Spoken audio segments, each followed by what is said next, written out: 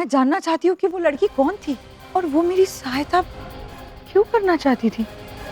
वो आर्य किसी भी क्षण उस लड़की को धनानंद के सामने ले जाएगा। मेरे कारण किसी निर्दोष को मृत्यु दंड मिले नहीं स्थूल, मैं ऐसा नहीं होने दूंगी। तुम्हारी कोमल कलाइयां देखकर प्रतीत होता है कि इन्होंने कभी तलवार नहीं बल्कि चित्रकारी की तुलिका उठाई।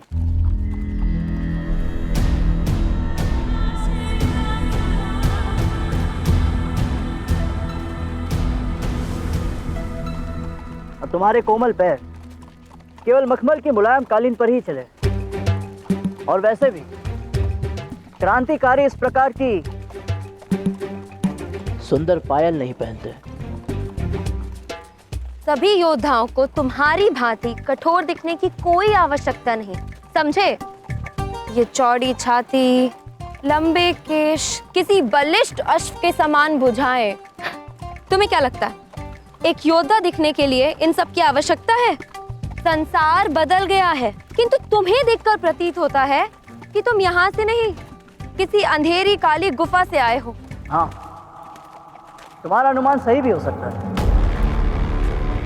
किंतु इस क्षण यही गुफा से आया व्यक्ति तुम्हारे प्राण बचा सकता है। इसलिए मेरी बात ध्यानपूर्वक सुनो। ये सैनिक आगे से बाएं ओर मुड़ेंगे और तुम अचानक से दाईं ओर मुड़कर भाग जाना। और ये लो, ये रखो अपने पास। तुम्हारी सुरक्षा के लिए तुम्हें इसकी आवश्यकता पड़ सकती है। मैं इन्हें संभाल लूंगा, ठीक है?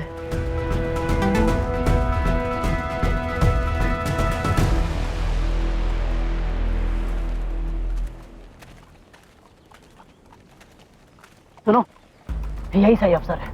तुम भाग जाओ वहां से शीघ्र। ये लो। मुझे तुम्हारी सहायता की कोई आवश्यकता नहीं है। मैं सम्राट से डरती नहीं, मैं उनकी आंखों में आंखें डालकर देखना चाहती हूँ। तुम्हारे शौर्य को मेरा शत शत नमन, किंतु तुम धनानंद की क्रूरता को कम आंक रही हो। और तुम मुझे कम आंक रहे हो। वो देखिए, सम्राट धनानंद आर्य उस आक्रमणकारी को लेकर आ गया है।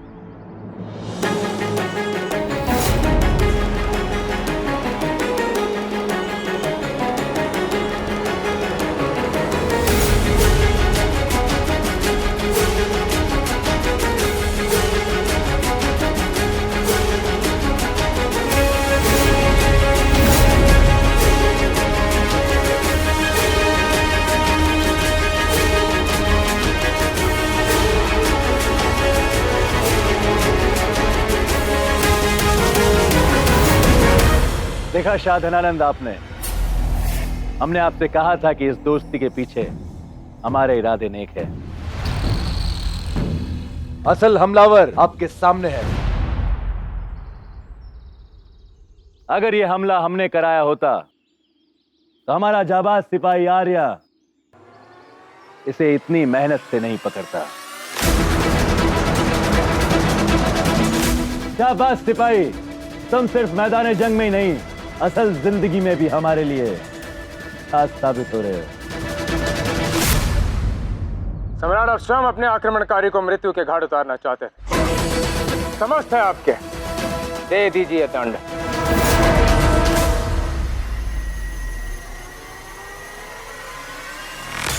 मैंने इससे बड़ी मूर्ख और साहसी स्त्री आज तक नहीं देखी। उतारो इसको अश्व से।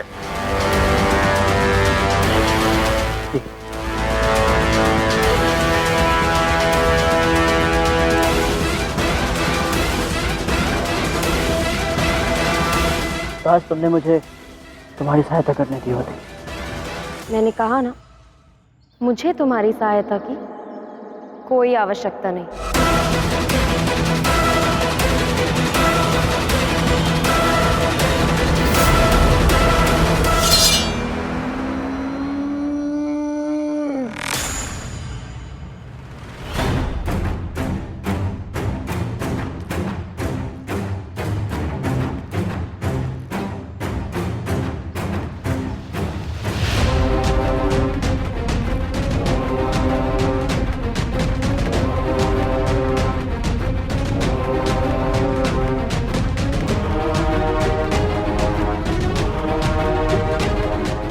अपना मुख दिखाओ।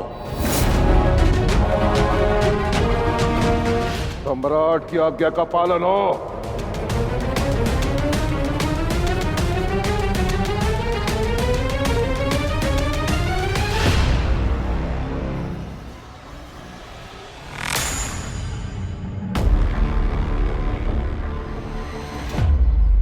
दुर्धरा,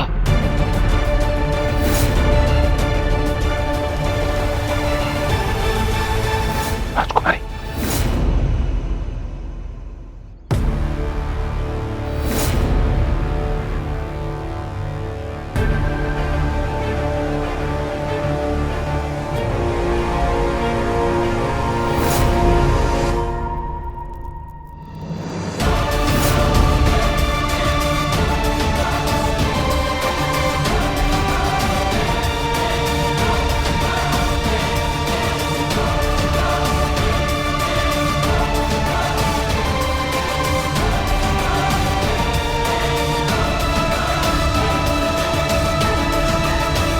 दुर्धरा, दुर्धरा, मेरी प्यारी बहन,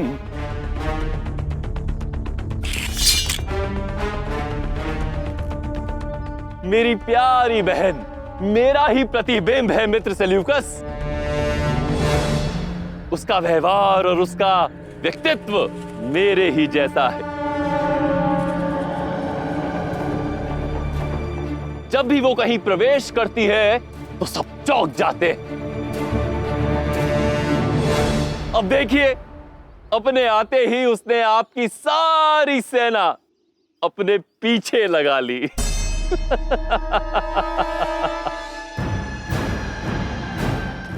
बड़ी ही चुलबुली और नटखट है मेरी बहना। क्या हुआ? आप सब रुक क्यों गए? उत्सव जारी रखिए मित्र सेल्यूकस। अब तो मेरी बहन भी इस ऐतिहासिक संधि की साक्षी बनेगी। आइए, अब इस संधि पर हम अपनी मित्रता की मोहर लगाते हैं।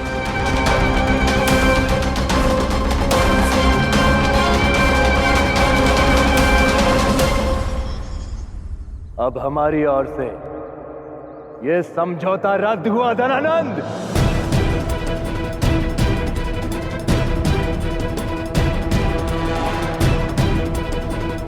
तुमने और तुम्हारी बहन ने मिलकर हमारे साथ खेल खेलना चाहा।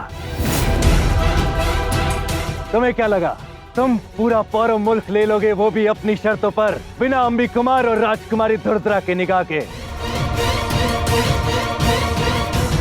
वो तो हमारा खास सिपाही वहां था। अगर वो आज तुम्हारी बहन को नहीं पकड़ता, यकीनन तुम्हारी ये चाल सही हो जाती। तुम्हें ये खेल नहीं खेलना चाहिए था धनानंद। ये तुमने उचित नहीं किया।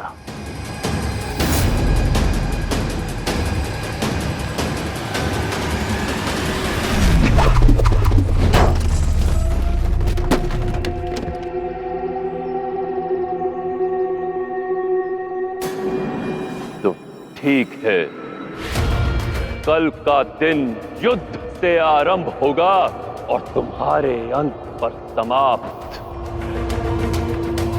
स्मरण रखना, कल तुम सबके जीवन का अंतिम दिन होगा। पौरव राष्ट्र तो क्या, ये तक्षशिला भी अब मेरा होगा। ये धरती यहीं रहेगी, किंतु इस धरती पर तुम्हारा नाम लेने वाला कल कोई नहीं बचेगा। अंततः मेरी और आचार्य चाणक्य की नीति सफल हुई। इन तीनों का अंत कर मैं रखूंगा अखंड भारत की नींव।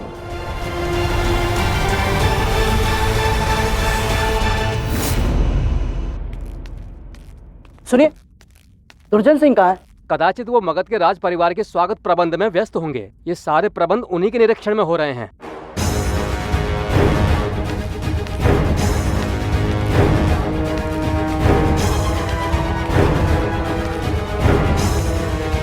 धनानंद पर आक्रमण किसने किया, ये भेद केवल तुम ही बता सकते हो।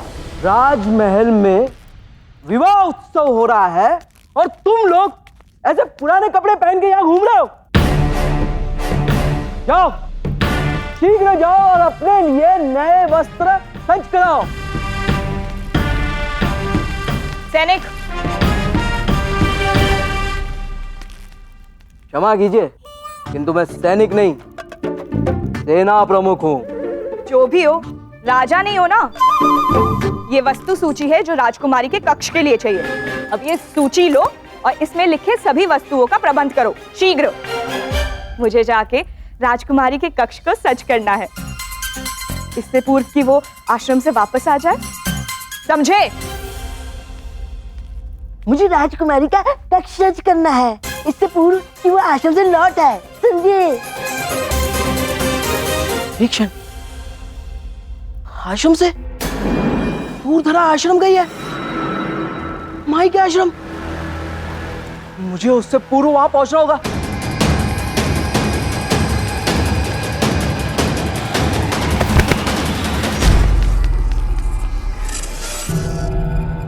ये दुर्जन सिंह इतनी चिंता में कहाँ भागा जा रहा है?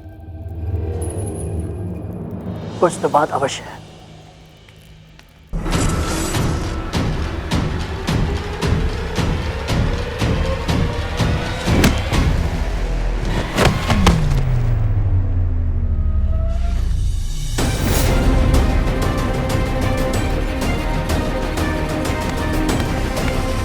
बहुत हुआ ये चूहे बिल्ली का खेल। अब बताओ मुझे, धनानंद पर आक्रमण किसने किया था? मुझे पूर्ण विश्वास है कि तुम सब कुछ जानते हो।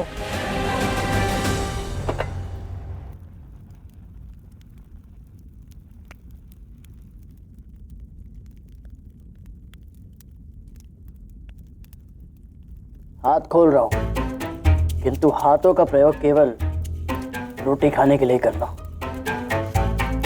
यदि मेरे विरुद्ध में या यहाँ से भागने के प्रयास में कुछ करोगे तो ये रोटी नहीं, मेरे हाथ की मार खाओगे। समझ में आई बात?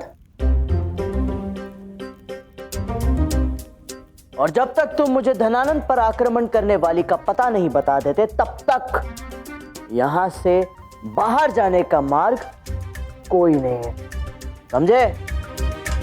और वैसे तुम उस आक्रमणकारी को बचा क्यों रहते?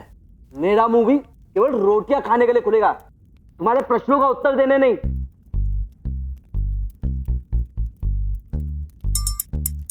ये क्या? केवल इतनी रोटियां? इतने से मेरा क्या होगा? और अधिक नहीं लेकर आ सकते थे?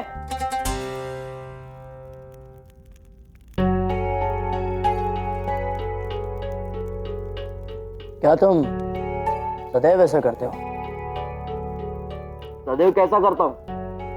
नहीं, वो बात यह है कि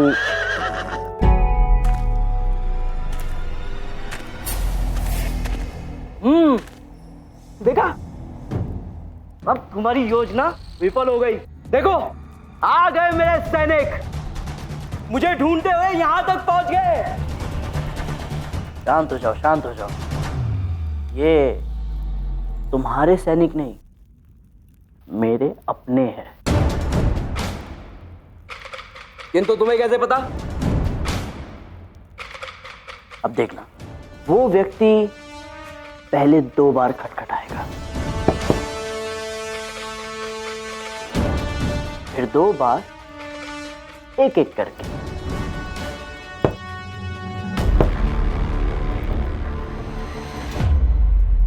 कहा था ना,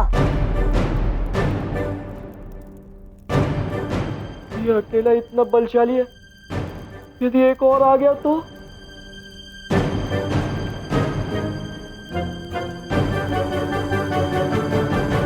कदाचित ये रोटी मेरे जीवन की आखिरी रोटी होगी।